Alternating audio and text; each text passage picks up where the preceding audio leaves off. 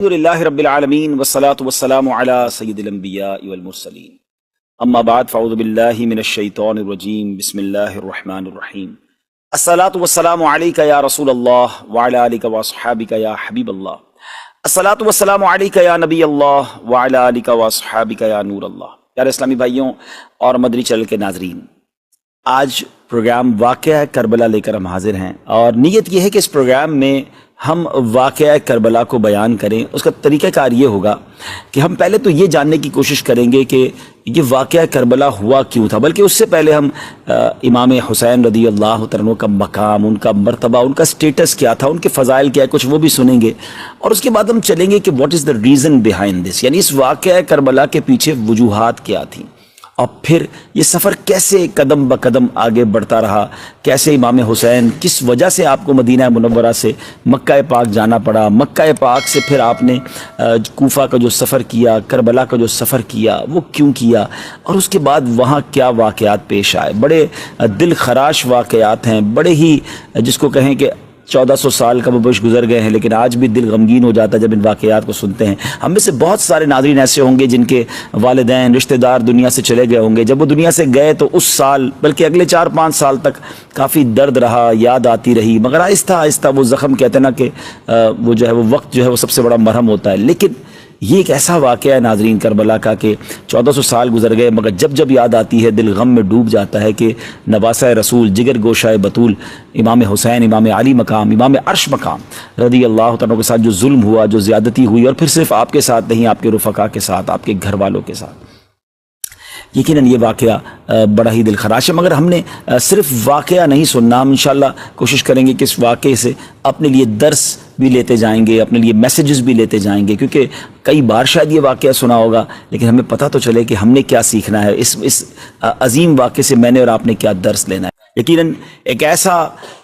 تاریخی دل خراش واقعہ ہوا ہے کہ جب بھی یہ دن آتا ہے ہمیں اس واقعے کی یاد دلاتا ہے، مگر شاید بہت سارے ویورز کو، بہت سارے ناظرین کو یہ نہ معلوم ہو کہ یہ دن فقط یہی واقعہ نہیں ہوا، مگر اس سے پہلے بھی اسلامی تاریخ کے بڑے امپورٹنٹ، بڑے ہی امیزنگ واقعات اس دن ہوئے۔ آپ ذرا سنتے جائیے گا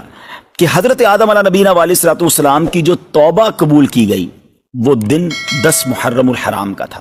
حضرت آدم کی جو پیدائش ہوئی، دا برتھ ڈے آف سیدنا آدم علیہ الصلوۃ والسلام، وہ بھی 10 محرم۔ اسی دن انہیں جنت میں بھی داخل کیا گیا۔ اسی دن عرش، کرسی، آسمان، زمین، سورج، چاند، ستارے اور جنت کو پیدا کیا گیا۔ آپ سوچئے کہ بیسکس آف دا ورلڈ جو ہیں وہ 10 محرم والے دن پیدا کیے گئے۔ سیدنا ابراہیم علیہ الصلوۃ والسلام خلیل اللہ ہیں، آپ کا جو برتھ ڈے ہے، آپ کی بھی جو پیدائش کا دن ہے، وہ بھی 10 محرم الحرام ہے۔ پھر اسی طرح اسی دن حضرت ابراہیم علیہ الصلوۃ والسلام کو جو آگ سے نجات ملی تھی، جو آگ گلزار بنی تھی، وہ بھی 10 محرم کا دن تھا۔ یہی وہ دن تھا جب حضرت موسیٰ علیہ نبینا علیہ الصلوۃ والسلام اور آپ کی امت کو نجات ملی، اور فرعون اپنی قوم سمیت غرق ہوا۔ حضرت سیدنا عیسیٰ روح اللہ علیہ نبینا علیہ الصلوۃ والسلام کی جو پیدائش ہے، وہ بھی 10 محرم الحرام کو ہوئی۔ جو حضرت عیسیٰ علیہ الصلوۃ والسلام کو آسمانوں پر اٹھایا گیا ناظرین، that was also the day of عاشورہ، وہ بھی دن 10 محرم الحرام کا تھا۔ حضرت نوح علیہ الصلوۃ والسلام کے زمانے کے طوفان کو کون نہیں جانتا، مگر اس طوفان سے جو فارغ ہونے کے بعد ان کی کشتی کوہ جودی پر ٹھہری تھی، وہ دن بھی 10 محرم الحرام کا تھا۔ حضرت سلیمان علیہ الصلوۃ والسلام کی بادشاہت پوری دنیا میں مشہور ہے، مگر جو یہ بادشاہت، یہ ملک عظیم آپ کو جو عطا کیا گیا، وہ دن بھی 10 محرم الحرام تھا۔ حضرت یونس علیہ الصلوۃ والسلام کا واقعہ، جو مچھلی کے پیٹ میں آپ گئے، کتنا مشکل وقت آپ نے گزارا، مگر جو مچھلی کے پیٹ سے نکلنے والا دن تھا، یعنی اس مصیبت سے نجات کا جو دن تھا، وہ دن بھی 10 محرم الحرام ہی کا تھا۔ حضرت یعقوب علیہ الصلوۃ والسلام کی بینائی کا جو ذوف دور ہوا، قرآنی واقعہ ہے کہ آپ کی بینائی میں جو کمزوری تھی وہ جو دور ہوئی، وہ دن بھی 10 محرم الحرام کا تھا۔ حضرت یوسف علیہ الصلوۃ والسلام کی ہسٹری جنہوں نے پڑھی ہے، انہیں معلوم ہے کہ آپ کو گہرے کنویں میں ڈال دیا گیا تھا،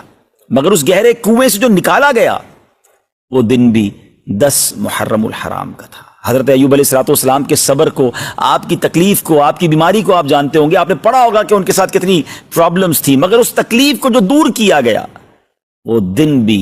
10 محرم الحرام تھا۔ ناظرین، بارش دنیا میں جو سب سے پہلی نازل ہوئی وہ دن بھی 10 محرم الحرام کا تھا۔ یہ بھی یاد رہے کہ اس 10 محرم الحرام کا روزہ پچھلی امتوں میں مشہور تھا، اور یہاں تک کہا گیا کہ اس دن کا روزہ ماہ رمضان کے روزوں سے پہلے فرض تھا، پھر اسے منسوخ کر دیا گیا۔ یہ تقریباً میں نے آپ کو 24 واقعات، انسیڈنٹ اور ایونٹس بتائے جو اس دن ہوئے، اور 25واں پھر وہ واقعہ امام علی مقام، امام عرش مقام، امام تشنا کا، امام حسین رضی اللہ تعالیٰ عنہ اور آپ کے رفقا کو بھوکا پیاسا رکھ کر کربلا کے میدان میں جو شہید کیا گیا، وہ دن بھی 10 محرم الحرام کا تھا۔ تو اس کا مطلب یہ ہوا کہ اب اسلامی تاریخ کا تاریخی ترین دن ہے، ہسٹوریکل دن ہے، اور اس دن بہت بڑے بڑے اسلامی واقعات ہوئے۔ اگر کسی کا ذہن ہو تو وہ سوچے کہ اس دن میں اللہ کی رحمت کو کس قدر پکار سکتا ہوں، کس قدر عبادت کر سکتا ہوں۔ جو رب حضرت یوسف کو گہرے کنویں سے نکال سکتا ہے، جو حضرت یونس کو مچھلی کے پیٹ سے نکال سکتا ہے، جو حضرت ایوب کی بیماری کو دور کر سکتا ہے، جو حضرت موسیٰ کے لیے عاشورہ کے دن فرعون سے نجات کے لیے دریائے نیل میں راستے نکال سکتا ہے، وہ رب کریم میری مشکلوں کو بھی دور فرما سکتا ہے، وہ رب کریم میرے لیے بھی رحمت کے دروازے کھول سکتا ہے۔ تو یہ دن ہم نے عبادت میں، رب کو پکارنے میں، اس کی بارگاہ میں التجا کرنے میں گزارنا ہے، اور اس کی بارگاہ میں اسی طرح التجائیں کرنی ہیں، تو انشاءاللہ ضرور کرم ہوگا۔ اب آئیے چلتے ہیں ناظرین، حضرت عیسیٰ علیہ السلام کو آسمانوں کی طرف اٹھایا گیا، وہ بھی یہ دن تھا، اور حضرت موسیٰ علیہ السلام کو جو فرعونیوں سے نجات ملی وہ بھی آج کا دن تھا۔ اب ناظرین ہم چلتے ہیں یہ واقعہ، اس سے پہلے میں چاہوں گا کہ جن کے ساتھ یہ واقعہ پیش آیا ان کا مقام کیا تھا، ان کا مرتبہ کیا تھا، ان کا سٹیٹس کیا تھا۔ کوئی آرڈنری، کوئی نارمل پرسنالٹی نہیں ہے۔ یقیناً صحابہ کرام سبھی ہمارے سروں کے تاج ہیں، مگر امام حسین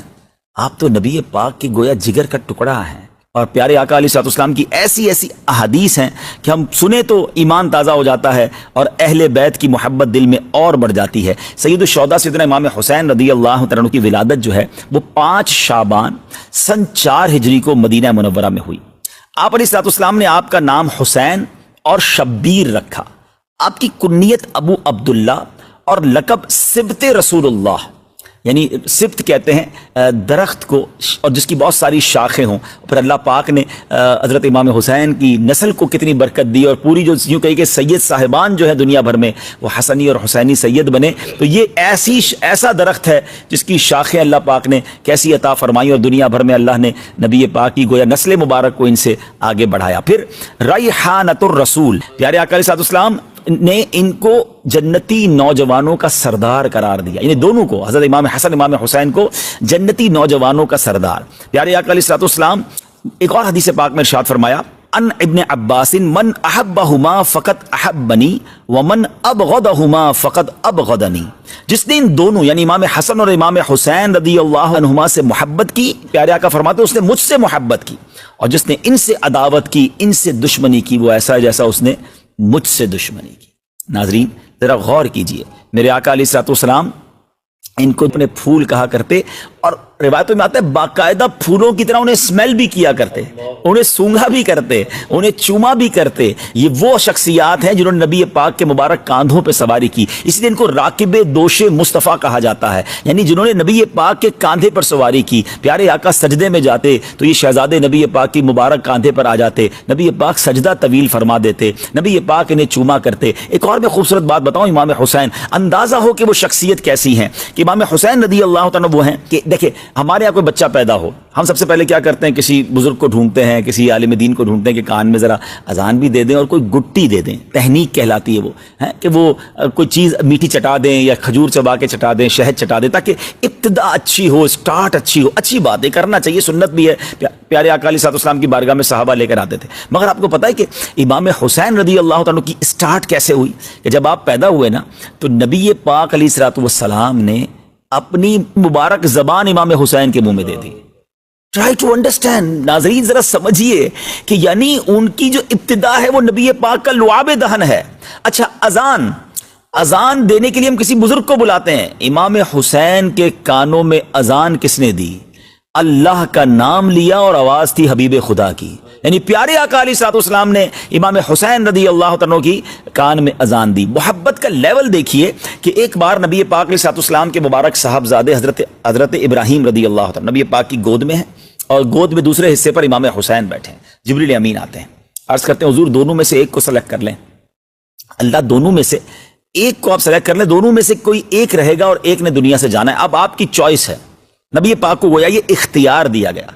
آپ ذرا غور کیجیے، اپنا بیٹا ہے، حضرت ابراہیم نبی پاک کے اپنے صاحبزادے ہیں، آپ نے دل میں خیال فرمایا کہ اگر ابراہیم جاتے ہیں تو مجھے تکلیف ہوگی، لیکن اگر حسین چلے جاتے ہیں تو میرے ساتھ ساتھ فاطمہ کو، مولا علی کو بھی تکلیف ہوگی رضوان اللہ تعالیٰ علیہ مجمعین۔ نبی پاک نے امام حسین کو گویا سلیکٹ کیا۔ کچھ دنوں کے بعد حضرت ابراہیم جو نبی پاک کے اپنے صاحبزادے ہیں رضی اللہ تعالیٰ عنہ، ان کا وصال ہو گیا، اور پیارے آقا علیہ الصلوۃ والسلام امام حسین کو دیکھ کر کہا کرتے تھے یہ میرا وہ بیٹا ہے کہ جس کے لیے میں نے اپنا بیٹا قربان کیا ہے۔ اللہ اکبر، ذرا سوچئے، میرے آقا کی ایسی والہانہ محبت ہو تو پھر ہم کیوں نہ اس گھرانے سے محبت کریں، ہم کیوں نہ اپنا سب کچھ امام حسین اور ان کی آل پر قربان کر دیں۔ ہم قابل بھی نہیں ہیں، ہم شہدائے کربلا کا، امام حسین کا، گھرانہ مصطفیٰ کا ہم کیا ذکر کریں؟ بس ہم تو خیرات لینے آئے ہیں کہ ان کا ذکر کریں گے تو ہماری جھولیاں بھر دی جائیں گی۔ تو اب امام حسین رضی اللہ تعالیٰ عنہ کے بچپن، ابھی جب آپ کی ولادت ہوئی ہے نا، تو حضرت ام الفضل فرماتی ہیں کہ ایک روز میں نبی پاک علیہ الصلوۃ والسلام کی خدمت میں حاضر ہوئی۔ میں نے دیکھا کہ امام حسین نبی پاک علیہ الصلوۃ والسلام کی گود میں ہیں، اور میں کیا دیکھتی ہوں کہ پیارے آقا کی چشمان کرم سے آنسوؤں کی جھڑی لگی ہوئی ہے۔ ام الفضل کہتی ہیں کہ حضور میرے ماں باپ آپ پر قربان، حضور یہ حالت کیوں ہے، کیا وجہ ہے؟ نبی پاک علیہ الصلوۃ والسلام نے فرمایا کہ ابھی جبریل امین میرے پاس آئے، انہوں نے خبر فرمائی کہ میری امت اس فرزند کو قتل کرے گی۔ میں نے کہا کیا اس کو، یعنی امام حسین کو؟ فرمایا ہاں، اور میرے پاس اس کے مقتل کی سرخ مٹی بھی لائے۔ یعنی جبریل امین نے یہ خبر امام حسین کے بچپن میں ہی دے دی کہ یہ شہید بھی ہوں گے، اور جس مقام پر شہید ہوں گے اس کی مٹی بھی پیارے آقا کو دکھائی گئی۔ ایک اور روایت سنیے، ابو نعیم نے نجی حضرمی سے روایت کی کہ وہ سفر صفین میں حضرت مولا علی شیر خدا کرم اللہ تعالی وجہ الکریم، جو حضرت امام حسین کے والد محترم ہیں، کہتے ہیں ہم ان کے ساتھ تھے۔ جب نینوا کے قریب پہنچے جہاں حضرت یونس علیہ السلام کا مزار اقدس ہے، تو مولا علی کرم اللہ تعالی وجہ الکریم نے ندا کی کہ اے ابو عبداللہ فرات کے کنارے ٹھہرو۔ میں نے عرض کی کس لیے؟ فرمایا نبی کریم علیہ السلام نے فرمایا کہ جبریل امین نے مجھے خبر دی ہے کہ امام حسین رضی اللہ تعالیٰ عنہ فرات کے کنارے شہید کیے جائیں گے، اور مجھے وہاں کی ایک مشت مٹی بھی دکھائی۔ اسی طرح مولا علی کے ہمراہ ایک اور بزرگ کہتے ہیں کہ ہم ساتھ تھے، تو امام حسین رضی اللہ تعالیٰ کی جہاں آج قبر منور ہے اس کے مقام پر پہنچے، مولا علی نے پہلے ہی بیان کر دیا کہ یہاں ان کے اونٹ بندھیں گے، یہاں شودا کے اونٹ بندھیں گے، یہاں ان کے کجاوے رکھے جائیں گے، یہاں ان کے خون بہیں گے، اور جوانان آل محمد صلی اللہ علیہ وسلم اس میدان میں شہید ہوں گے، آسمان و زمین ان پر روئیں گے۔ میرے پیارے اسلام بھائیو، یہاں چلے میں پہلے تو ذرا یہ بتاؤں کہ فرات نہر ہے بڑی زبردست، آج بھی جو کربلا جاتے ہیں ان کو پتا ہے، مگر فرات کا کنارہ تھا، مگر ان ظالموں نے پانی نہ پینے دیا، اور پیاسا ہی ان کو دنیا سے جانا پڑا۔ وہ مولانا حسن رضا خان صاحب کا شعر ہے نا کہ آپ فرماتے ہیں کہ اے فرات تو خاک میں مل جا، تجھے اہل بیت کے نوجوانوں کی سوکھی زبانیں نظر نہ آئے۔ بات بڑی اہم سمجھنے والی ہے۔ دیکھیں نبی پاک علیہ الصلوۃ والسلام کو بچپن سے معلوم تھا کہ امام حسین شہید ہوں گے، مولا علی کو معلوم ہے، بی بی فاطمہ کو معلوم ہے رضوان اللہ تعالیٰ علیہ مجمعین، اور صحابہ کرام کی بڑی جماعت کو، یعنی مدینہ منورہ بھی مشہور ہو چکا تھا کہ نواسہ رسول شہید کیے جائیں گے۔ اب بڑا ریلیونٹ کوسچن ہے، بڑا اہم سوال ہے کہ جناب نبی پاک علیہ الصلوۃ والسلام تو وہ ہیں جو اشارہ کریں تو چاند دو ٹکڑے ہو جاتا ہے، آپ دعا فرمائیں تو ڈوبا سورج پلٹ آتا ہے، بڑے بڑے مسائل، بڑے بڑے پرابلم لے کر صحابہ آتے اور نبی پاک ہاتھ اٹھاتے ان کے مسائل حل ہو جاتے، ٹوٹی پنڈلی لے کر آتے پیارے آقا جوڑ دیتے، نکلی آنکھ لے کر آتے نبی پاک لگاتے وہ آنکھ روشن ہو جاتی۔ وہ آقا علیہ الصلوۃ والسلام جن کے پاس اتنا اختیار اور محبت کا عالم یہ کہ نبی پاک فرمایا حسین مجھ سے اور میں حسین سے ہوں، تو جب پتا چل گیا کہ ان کو شہید کیا جائے گا تو ایک بار کبھی نبی پاک نے اللہ کی بارگاہ میں دعا کی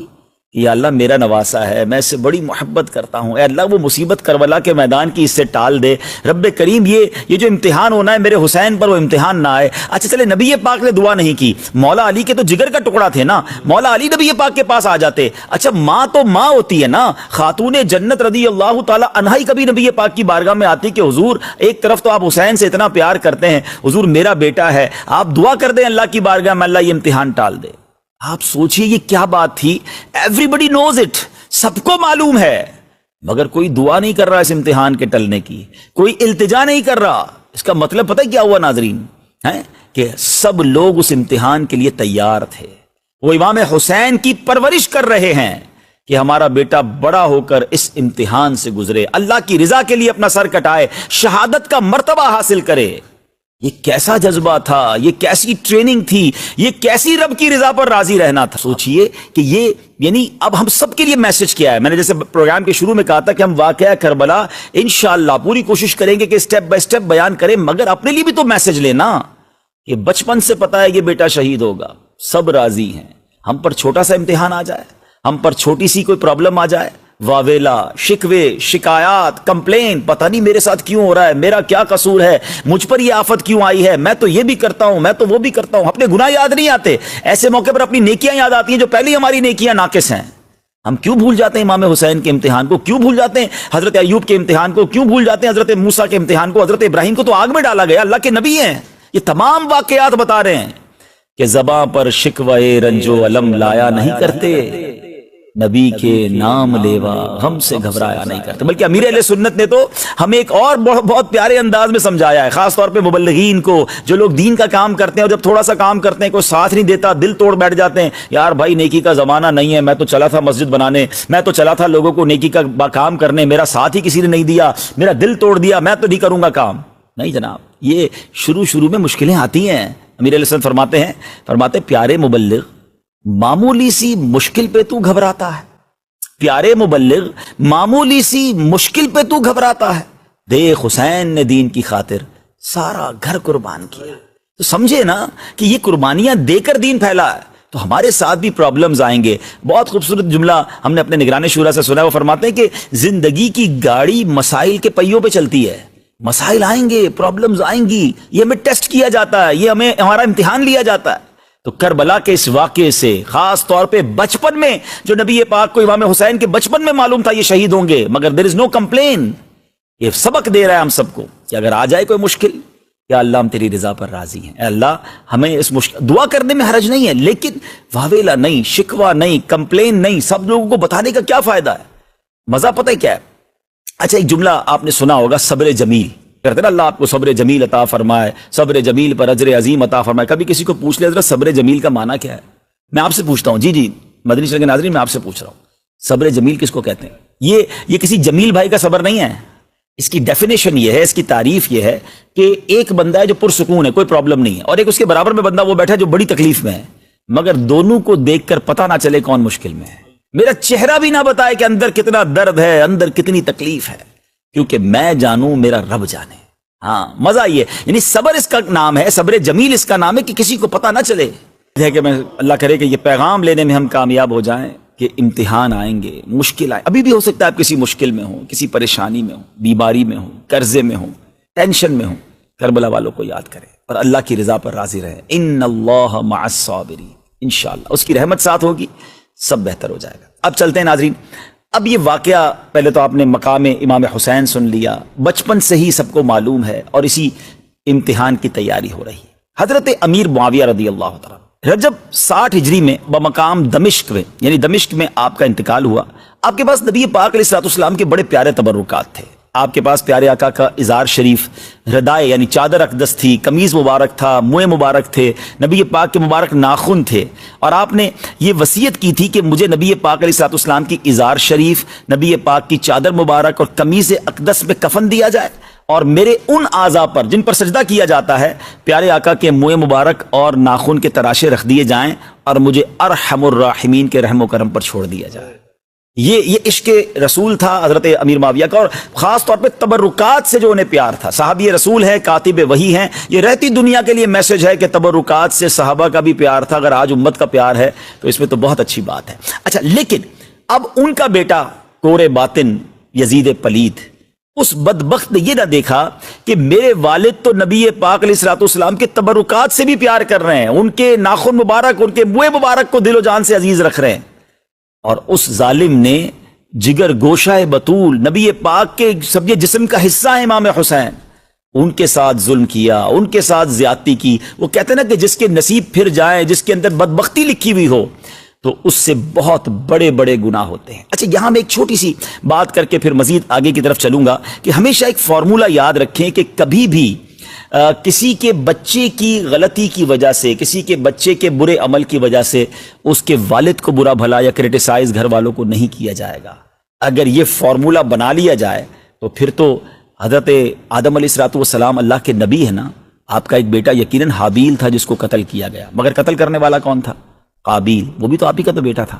تو کیا معاذ اللہ قابیل کے قاتل ہونے کی وجہ سے حضرت آدم کو کوئی برا کہے گا؟ وہ تو ایمان سے ہاتھ دھو بیٹھے گا۔ بالکل اسی طرح حضرت نوح علیہ الصلوۃ والسلام ہے، آپ کا ایک بیٹا اس مسلمان نہیں تھا۔ تو اب پتہ یہ چلا، یہ پوری اگر تفصیل میں جائے تو بہت ساری باتیں آ جائیں گی کہ اللہ پاک کی مرضی ہے، ہدایت کسی کو ملے کسی کو نہ ملے ہے، اور یہ بدبختی ہوتی ہے کسی شخص کی، وہ اتنے بڑے گھرانے میں بھی پیدا ہو کر وہ ہدایت کا نور حاصل نہیں کر سکتا، مگر اس کی وجہ سے